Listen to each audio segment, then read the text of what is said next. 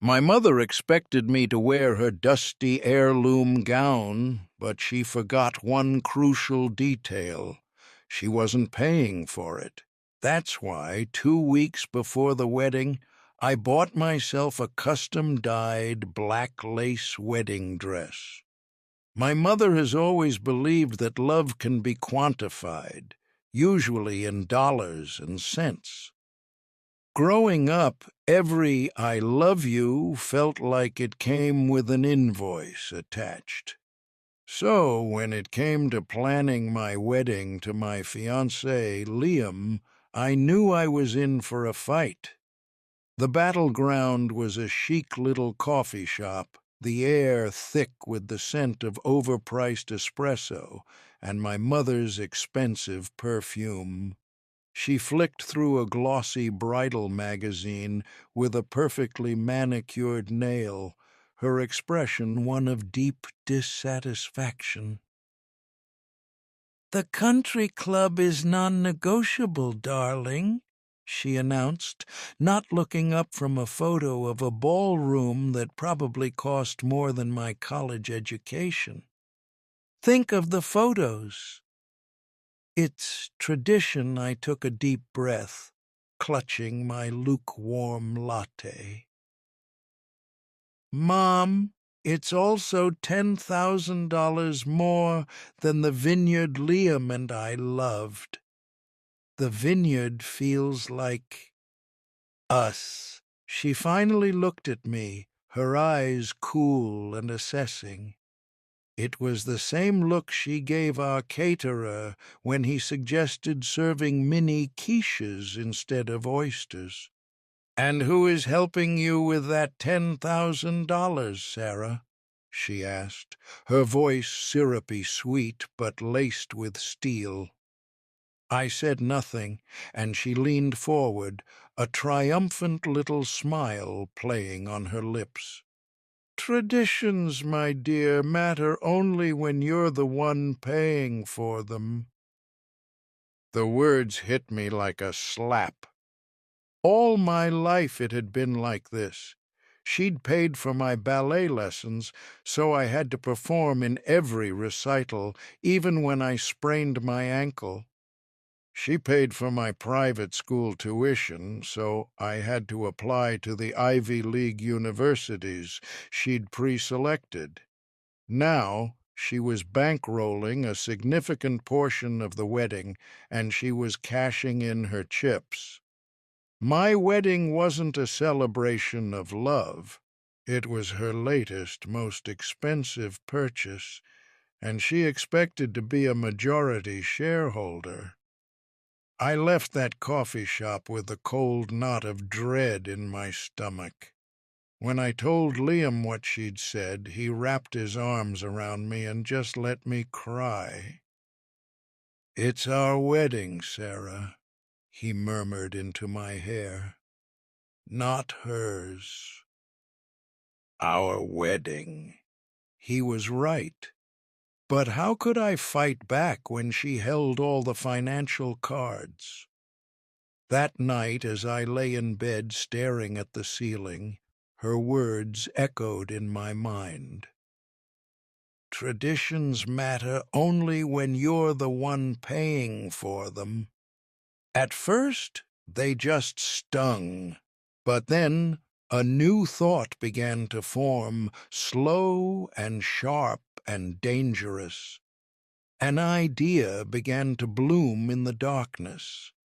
She'd handed me the rule book herself. If payment was the price of an opinion, of enforcing a tradition, then what happened when someone else paid? There was one tradition my mother held more sacred than any other, a tradition she had been talking about since the day I was born. The wedding dress. My great-grandmother's wedding dress, to be exact. A fragile, yellowing lace monstrosity stored in a climate-controlled box that she referred to as the gown. It was my privilege and duty to wear it. She had never once asked me if I wanted to. It was simply a tradition she, of course, wasn't paying for. I pulled out my laptop, the screen illuminating my face in the dark room. A slow, wicked grin spread across my face as I typed into the search bar. An hour later, I entered my credit card information, Liam's card, since he'd insisted, and hit Confirm Purchase. The email dinged in my inbox almost instantly. A receipt for a non-refundable, custom-dyed black lace wedding dress. The dress arrived a week later in a large, plain cardboard box that felt far too mundane for the rebellion it contained. Liam was with me when I opened it, his hands on my shoulders providing a steady warmth as I sliced through the packing tape. Inside, nestled in layers of black tissue paper, was my Declaration of Independence. It was breathtaking. The lace was intricate, like a spider's web spun from shadows, with delicate beading that caught the light like a constellation in a midnight sky. It was elegant, dramatic, and so completely, unapologetically me. "She's going to have an aneurysm," Liam breathed, a note of awe in his voice. I smiled, a genuine, fearless smile. "That's the point," I whispered back, tracing the delicate embroidery with my finger. The perfect opportunity for the reveal came just 2 weeks before the wedding. My mother had arranged what she called the heirloom fitting at her house. She'd invited my grandmother and my Aunt Carol to witness the sacred moment I would finally try on the gown. The atmosphere was practically religious. The pristine, climate-controlled box was placed in the center of the living room like an Ark of the Covenant. My mother, flushed with self-importance, was pouring champagne and talking about the unbroken line of women in our family. "All right, Sarah, darling," she trilled, gesturing toward her master bedroom. "Time to step into your legacy." I picked up the heavy garment bag I'd brought. I had told them it held the special undergarments and shoes required for the fitting.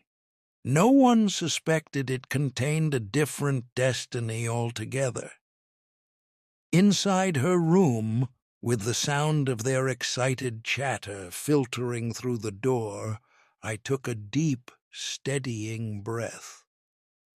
I unzipped the bag, and for a moment I just looked at the black dress hanging there. This was more than fabric and thread. It was my voice. I slipped it on, the cool silk lining clinging to my skin. It felt like armor. When I walked back out, the silence was so sudden and so total, it felt like the world had stopped spinning. 3 champagne flutes hovered in mid-air. My grandmother's mouth hung open. Aunt Carol looked like she'd seen a ghost. But I only had eyes for my mother. Her perfectly painted smile didn't just vanish, it shattered. Her face, a mask of matriarchal pride moments before, crumpled through a horrifying sequence of confusion, disbelief, and finally, pure, undiluted rage. The glass in her hand trembled violently, and she placed it on the coffee table with a sharp, deliberate clink that sounded like a gunshot in the silent room. Her voice, when she finally found it, was a low, dangerous hiss. "What is this?" I squared my shoulders, feeling Liam's support from miles away. "It's my wedding dress," I said, my own voice clear and firm. "I paid for it." "According to you, that means I'm the one who decides on the tradition." Her eyes narrowed into slits, the fury in them so hot I could almost feel it across the room. She took a single, menacing step towards me. "You think you've been clever, don't you?" she seethed. "You think you've found a loophole." She gestured around the opulent room at the antique furniture, the expensive art on the walls. "I am paying for the venue. I am paying for the caterer. I am paying for every single flower at this wedding." She paused, letting the weight of her words hang in the air before delivering the final blow.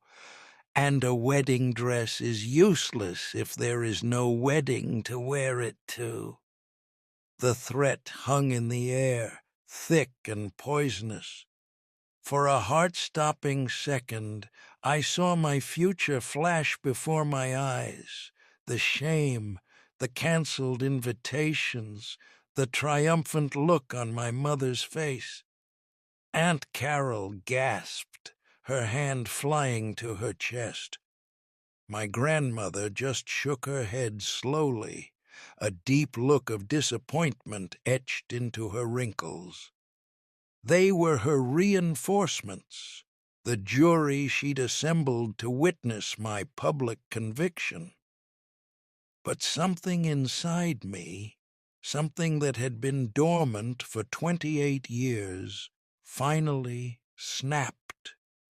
The fear just evaporated. It was replaced by a strange, cold calm. "Okay," I said, my voice even. Her perfectly plucked eyebrows shot up in surprise. She had expected tears, begging, a desperate promise to wear the hideous lace heirloom. She had not expected agreement. "Okay?" she repeated, her voice dangerously low. "What do you mean, okay?" "I mean, okay," I repeated, turning to walk back toward her bedroom. "If there's no wedding, there's no wedding." "You're right. A dress is pretty useless without one." I could feel their stunned gazes on my back as I closed the door behind me. I didn't slam it.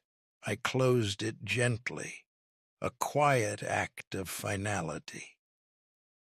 With trembling fingers I took off my beautiful black dress, my armor, and carefully zipped it back into its garment bag.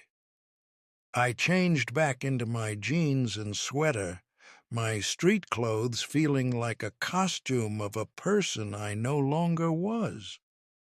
When I walked back out, they were huddled together, whispering furiously. I didn't say a word. I picked up my purse and the garment bag and walked to the front door. "Sarah, don't you dare walk out that door," my mother commanded, her voice shaking with a rage that had finally boiled over.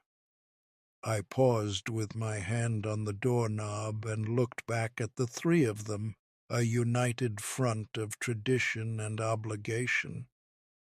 "You gave me the rules, Mom," I said softly. "You just didn't think I'd ever be brave enough to play by them." And I left. The moment I was in my car, The adrenaline hit, and I started shaking uncontrollably. I drove straight to the little apartment Liam and I shared and stumbled through the door, tears finally streaming down my face. He met me in the hallway, his face etched with worry, and I just fell into his arms, sobbing out the whole ugly story. He listened to every word, his jaw tightening. When I finished, he gently wiped my tears away.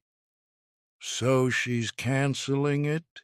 he asked, his voice deceptively calm. I nodded miserably. He led me to the sofa and sat me down, then went to the bedroom. He came back a moment later and laid the black garment bag on the coffee table between us. "She's not canceling our wedding," he said, his eyes finding mine, fierce and certain. "She's canceling her party, the one she was throwing in our honor." He reached out and took my hands. "We don't need her party, Sarah. We just need us." A new idea, wild and terrifying and exhilarating, began to spark between us. The money we'd had for the vineyard deposit was still in our savings account. It wasn't much, but it was ours, and it was enough. Liam pulled his laptop from his bag, opened it, and set it on my lap. He opened a blank document. I looked from his determined face to the blinking cursor on the screen. He knew exactly what I was thinking. With a deep breath that felt like my first in years, I began to type. Our real wedding invitation. We gave ourselves 2 weeks. It was a whirlwind of joyous, frantic energy. We called the vineyard, and by some miracle, they had a last-minute cancellation for the same Saturday. We sent out a simple, elegant Evite to 30 of our closest friends and a few select family members we knew would support us, not report back to my mother. The subject line read, "Forget the traditions. Come to a wedding." The response was immediate and overwhelming. People were thrilled. Liam's parents wired us some money, not with strings attached, but with a note that simply said, "We are so proud of you both. Have the best day I did, tell my grandmother." I called her 3 days before the wedding, my heart pounding. I told her I loved her, and that I would miss her, but I understood if she couldn't come. She was quiet for a long moment, and then she said, "Your great-grandmother, the one who wore that dress? She eloped. Your mother conveniently leaves that part of the tradition out." I could hear the smile in her voice. "I'll see you on Saturday, dear." Our wedding day was perfect. The sun was warm, filtering through the leaves of the grapevines.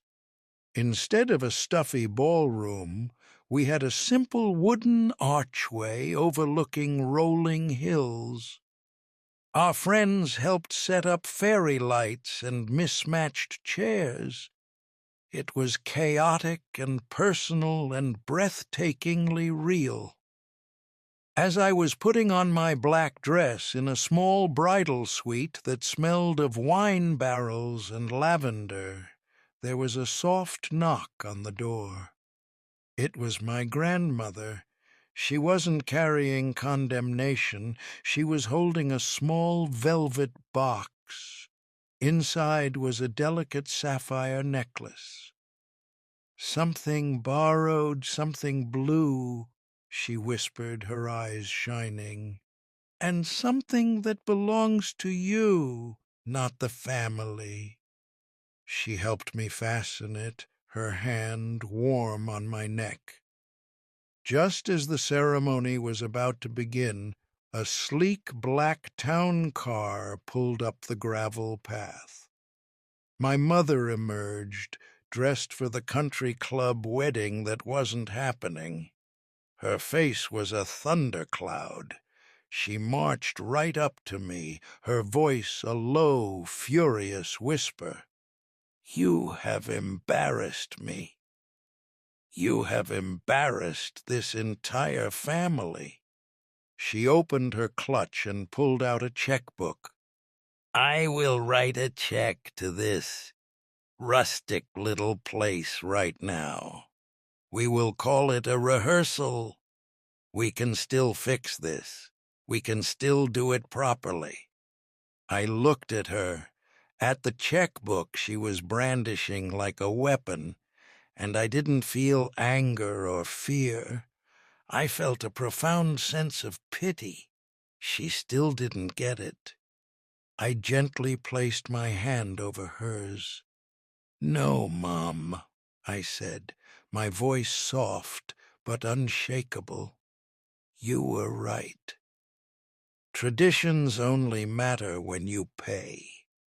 Liam and I have paid for all of this. It's a very small wedding, but every single piece of it is ours." I looked past her to where Liam was waiting for me under the arch, his smile visible even from a distance. "And that," I said, my gaze returning to my mother's stunned face, "is a tradition I'm proud to start." I squeezed her hand once, then let go, leaving her standing there with her money and her fury. I walked down that grassy aisle in my magnificent black dress, my grandmother's sapphires cool against my skin, and into the arms of the man I loved, finally, completely free.